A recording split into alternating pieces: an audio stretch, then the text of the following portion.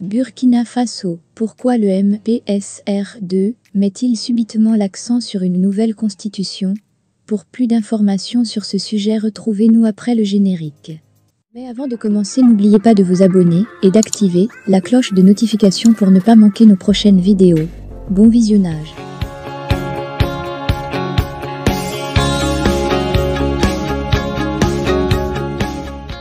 Alors là, il est difficile de comprendre la junte au pouvoir et de crédibiliser ses propres propos, pendant que l'on sait urbi et orbi qu'il est matériellement impossible d'organiser des élections dans un espace occupé par des terroristes. On saute dans un autre schéma qui occasionnera une consultation référendaire. Oui, il est question de rédiger une nouvelle constitution, et le Premier ministre Guillaume Apollinaire est à la manœuvre pour convaincre l'opinion par des sorties terrain, micro en main. Pour l'observateur, s'agit-il des mêmes personnalités qui, il y a quelque temps, s'évertuaient à convaincre le peuple que les élections n'étaient pas une priorité par rapport au front sécuritaire, qui demande des efforts et tout le sérieux requis de tous? Les leaders des partis politiques ont constamment été menacés sinon ridiculisés à chaque fois qu'ils abordaient l'éventualité des élections.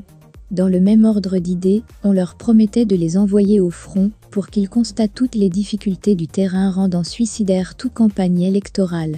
Alors pourquoi subitement cet accès fébrile pour la rédaction d'une constitution prétendument propre aux valeurs burkinabais et marquée par une célérité des préparatifs dans un contexte pourtant délétère au regard bien sûr de ce qui se passe au quotidien dans notre pays? À ce sujet, beaucoup disaient que tout ce qui se fait au Mali se répercute forcément au Burkina Faso, comme par imitation systématique, ou sur injonction semble-t-il.